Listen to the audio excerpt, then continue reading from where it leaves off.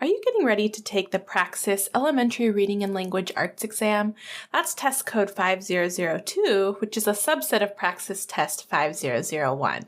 Hi, my name is Morgan and I've been teaching for over 8 years, and today I'm here to help you with a little bit of test prep for your exam. So let's go ahead and dive in and look at a few example questions similar to what you'll see on your exam. All right, let's take a look at question 1. Which step of the research process involves validating research findings by seeking peer review and publishing results? Now, a good test-taking tip here would be to cross off any of the answer choices that we know for sure are not correct. So, for example, I know that formulating research questions is definitely not correct because that would be the first step in a process, is knowing what you're researching and what your question is. And so you can't really be seeking peer review if you don't even know what you're researching. As I look through these other options, literature review, disseminating research, and data collection, a similar reasoning. We know data collection is for sure not the correct answer because you have to have kind of done the research before you can have it peer reviewed. So then our choices, I feel, fall between a literature review and disseminating research, which literature review is where you just are taking what research has already been done on a subject and doing almost like a book report of that, which is not the same as having it peer reviewed. So the correct answer here is C, disseminating research. Disseminating research involves validating research findings by seeking peer review and publishing results. The step involves sharing research findings with the wider academic community through peer-reviewed journals, conferences, and other appropriate channels. All right, let's go ahead and look at problem 2. Now, when I first see this, I see it's a lot of reading. So a strategy that I like to use here is to kind of quickly skim through and look for that question mark and read just what the final question part of the prompt is going to be. So which of the following statements is true regarding the structural elements of this passage and their contribution to the story? So when I'm thinking structural elements, I'm thinking about pacing, I'm thinking about theme, I'm thinking about style and those things. So I'm going to have my eyes out for elements of that as I read through the paragraph. And that way I kind of know what I'm looking for as I read the paragraph. As I faithfully walked by my human side, he mentioned us heading to the vet.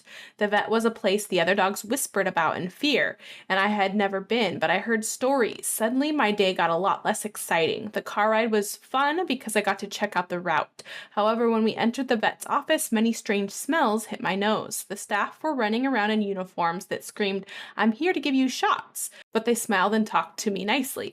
They handed out treats generously, though I suspected they were trying to butter me up for my time in the exam room. And then I caught sight of a husky across the room. Yes, a friend, I thought. This place can't be that bad. So again, I'm looking for those structural elements like the pacing and the details. And so the point of view does not contribute to the development of the passage and only confuses the reader. The point of view, I think, is not confusing. Adding the husky as a minor character in the story helps reinforce the narrator's fear and anxiety.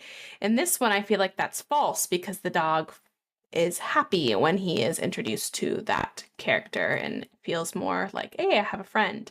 The author's use of sensory details, which those are definitely a piece of a structural element, develops the story by helping the reader picture the setting. And that's definitely true. We talk about smells and what the vet office looks like. And finally, setting the story in a vet's office does not contribute to the story and only distracts from the plot. I mean, that's the whole point of it. So that definitely means, I guess we can cross off D. C is definitely the correct answer. The author's use of sensory details, which is a structural element. On to question 3. Chantel is creating a presentation for her classmates on the importance of keeping the oceans clean. The presentation reviews some of the information the students learned in class. What is the most important consideration Chantel must use to ensure that she gains and holds the interest of her audience, which is her peers, throughout the presentation?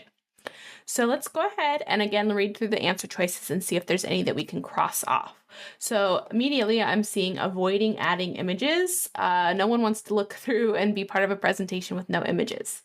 Incorporating new information that the audience will be interested in. That sounds like a very good strategy and is probably our answer, but let's just double check.